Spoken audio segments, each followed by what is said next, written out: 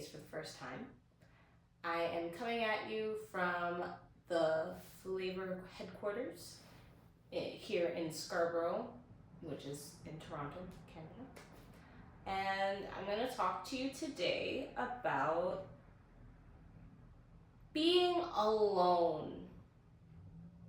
Or I guess the joys of being alone. I think a lot of people find to be being alone or going out into public spaces alone. I think a lot of people have this perception that it's sad and lonely, and I really don't think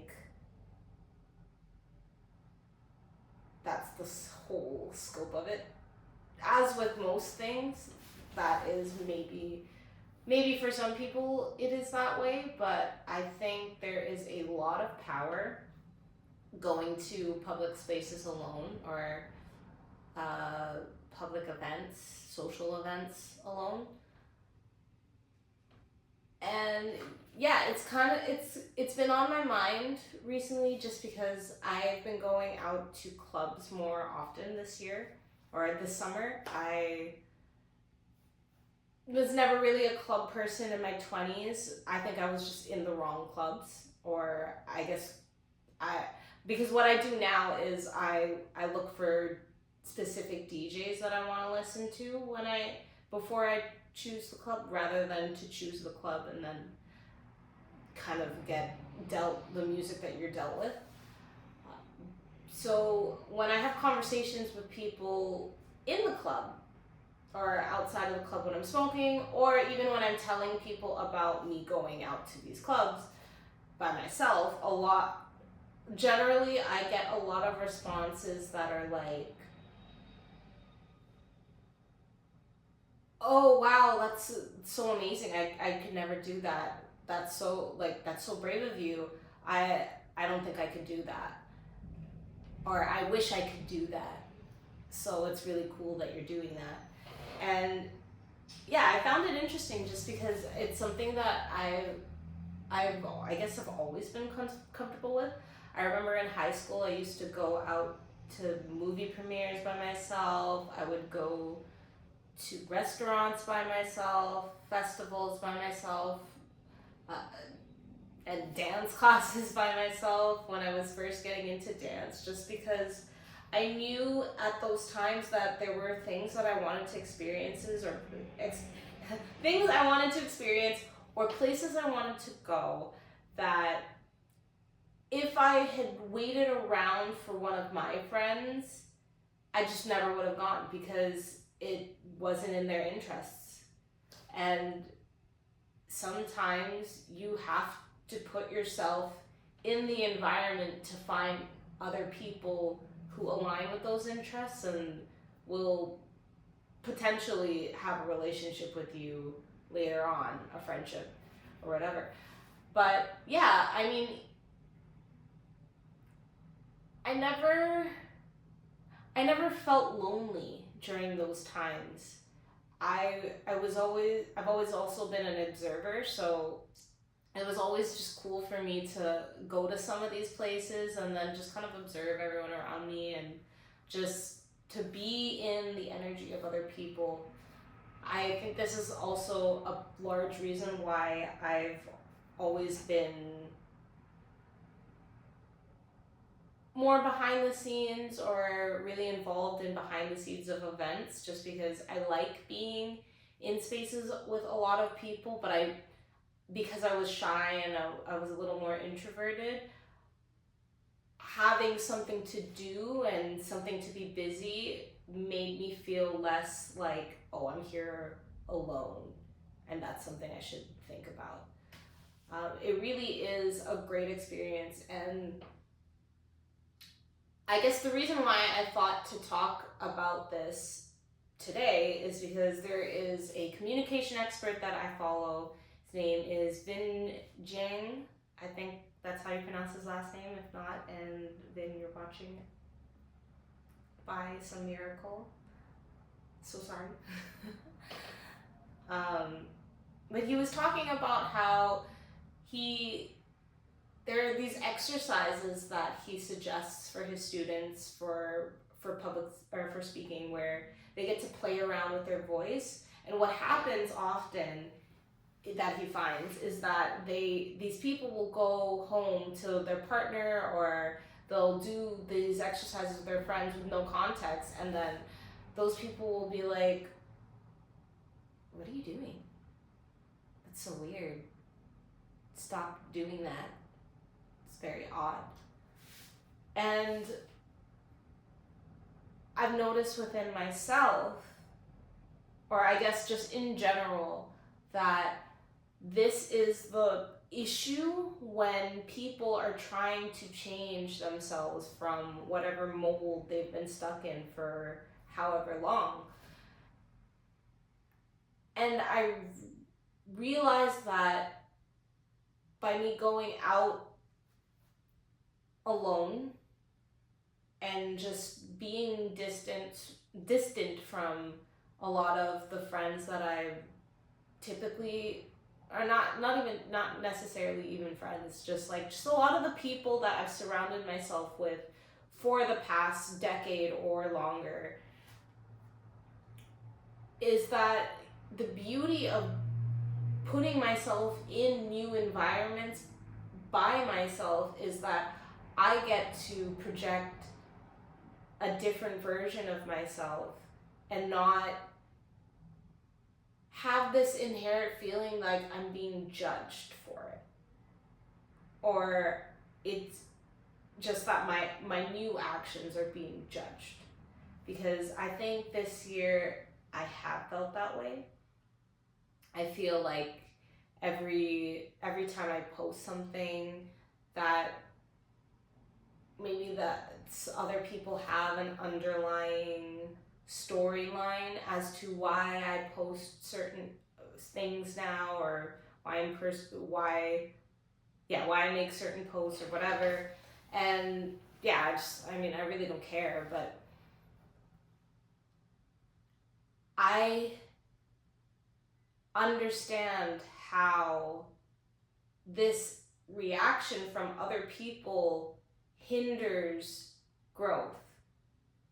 I'm talking in a general sense now, not specifically for me, but still specifically for me too, because when I speak on anything, it's coming from my experience or from something that I'm working through. So don't ever feel like you're alone on that either, or that I am some all perfect being that has all this knowledge and is giving it to you. No, I am the same as you. I am just further or in a different part of my journey. I'm in a part where I can offer some wisdom. But anyways, so my point was, it's really hard for some people to change when the people around them I guess I'd say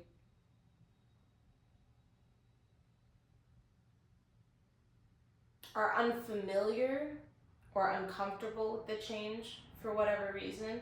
I think a lot of people are uncomfortable with change just because, you get used to something, or you get used to a certain way of life, and when something changes and you now have to adapt to that, I think a lot of people in the beginning are reluctant, especially if they don't have any context or backstory as to why this change is being made, or just the underlying reasons. And going out into new spaces, you're a blank slate, and it's so much easier to not have to worry about, I guess, what people think about you when it's a first impression, which I guess can also, I can see how that can actually also be scary too, having a lot of pressure to set up a first impression. But I think there's a lot less pressure in the sense that you can make a first impression, but maybe you're not gonna ever connect with that person again, So It's different when it's people who are around you all the time, and when there's people who are like, you don't act like that, that's not you. And yeah, it's like, yeah, maybe that's not the version of me you know, but this is who I'm striving to be now. And this is a change that I want to make in myself, but a lot of people don't know how to assert themselves like that, or to stand up for those things. We just kind of all react like, oh, okay, well, okay, maybe I shouldn't do this anymore because clearly it's weird, or clearly the reaction's negative, so I shouldn't do it. But we shouldn't feel that way, you know?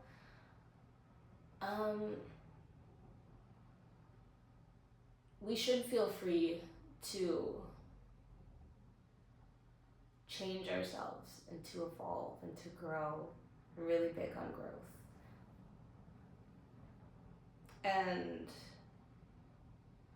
yeah, I guess from my own experiences, I never want to deny myself an experience or the benefits of an environment just because I'm alone or I don't have somebody that I know that will enjoy it. Independence has really been my greatest teacher, honestly, because you don't get many chances to really see who you are until you are detached from everything and all the people that you know. And yeah, it's not inherently ill intent from the people that you know when they see you trying to change and they comment or judge it initially. They just people just fear what they don't understand. And that's it. And it comes out in different ways. And especially, I think people are also fearful of feeling like they're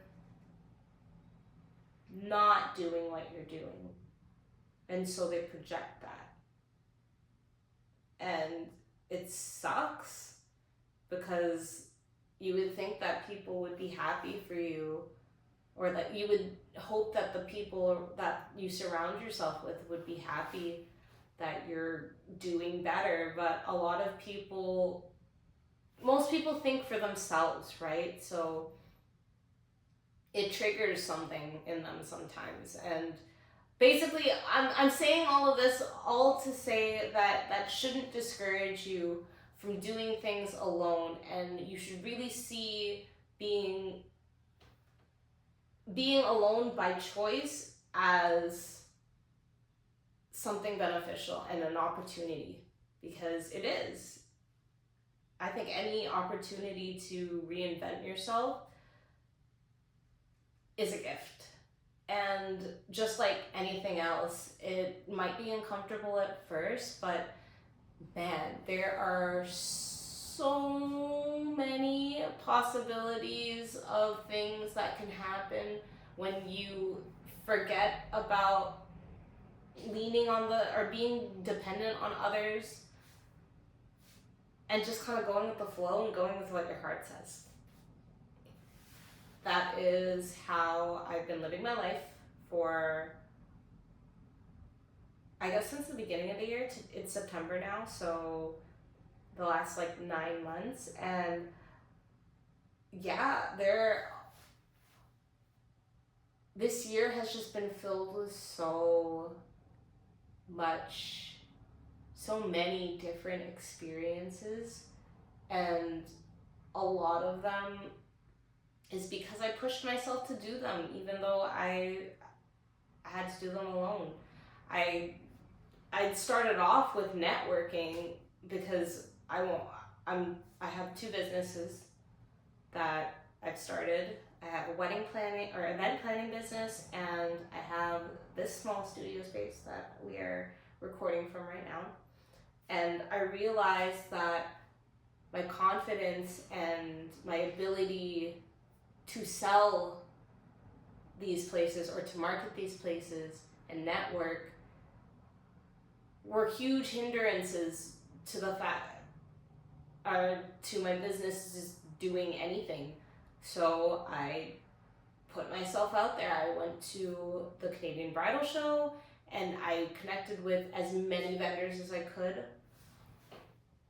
And yeah, I made some connections, and then I went to another event by myself as well. And actually at this event too, this came up because a lot of people were asking me who I knew there, or who was the one that told me about the event. And I told every single person that I was like, I actually searched this up on Eventbrite a couple days ago, and I just decided to come.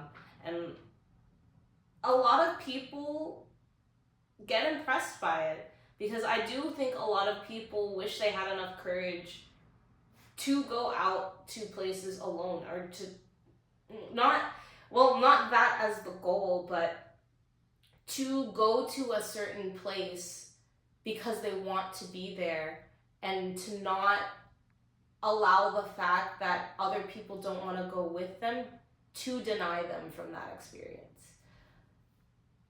So yeah,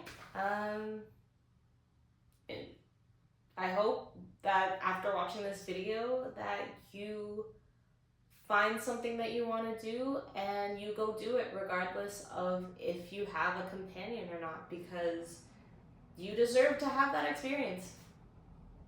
And you deserve to be whoever you want to be in whatever space that you go to.